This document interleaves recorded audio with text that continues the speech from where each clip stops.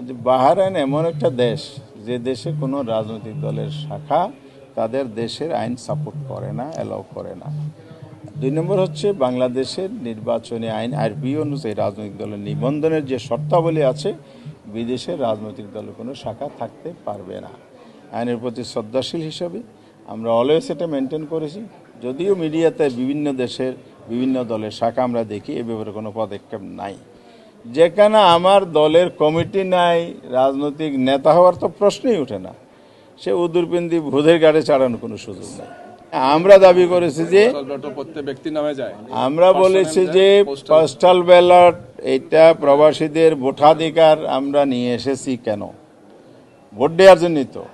Ballot ছাড়া কি vote হবে? তা আপনি এদেশে ভোট দেবেন, ব্যালট নেবেন, তাইলে ওরা দেশের নাগরিক আপনি স্বীকার করেন না, তাইলে আপনি এই দাবির প্রশ্ন তুলবেন কেন? এটা অযৌক্তিক দাবি। এই কারণে ওরা যেভাবে এটা আমাদের কাছে অযৌক্তিক মনে হয়নি। আর লোকালটা হলো তো আগের দিন পাঠায়, এটা সমস্যা হয় না, পর্যাপ্ত। আর যেহেতু একটা মেজর কোনো সমস্যা নেই, এখানে শুধু ক্যান্ডিডেট সেট আপটা হলো বাকি থাকে। প্রতীক তো আর সবসময় একই, পরিবর্তন তফসিলের সাথে যাচাই বাছাইয়ের সাথে কোনো সম্পর্ক নেই।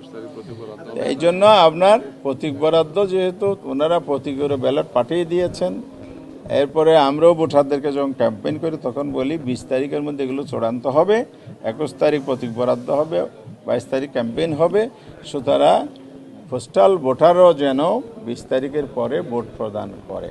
এর আগে দিলে কিছু জটিলতা আছে, এইটা যেন না হয়। শোনেন, এগুলো টেকনিক্যাল বিষয় থাকে। আমরা একটা মিটিংয়ে গেছিলাম, প্রথম আলো ডেইলি স্টারে।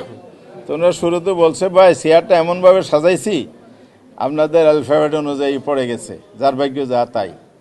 তা আমি তো সেখানে গিয়েছি, আমাদের বিএনপি মহাসচিব মির্জাফর হোসেন আলমগীর সাহেব গিয়েছেন, নাহিদুল ইসলাম, ওনারা সবাই ছিলেন, আরও অনেকে ছিলেন। তো এখন যদি কেউ মনে করে বা ওনার ডেজিগনেশন এই, ওনার এই সিরিয়াল এরিং করলেন কেন, ওনারা আগে থেকে এটা ক্লিয়ার করে দিয়েছেন।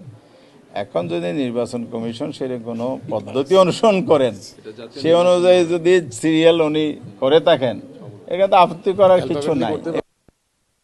ছোটখাটো বিষয়, এগুলো নিয়ে আমার মনে হয় কোয়েশ্চন তোলার বিষয়। এই কথাটা সম্পূর্ণ ভুল তথ্য। আমি বললাম উনি মিথ্যা বলেছেন, এটা সম্পূর্ণ ভুল তথ্য, এটা সঠিক করি নাই। ঠাকুর ঘরে কেড়ে আমি কলা খাই না, বললেন তো, ঠাকুর ঘরে কেড়ে আমি কলা খাই না।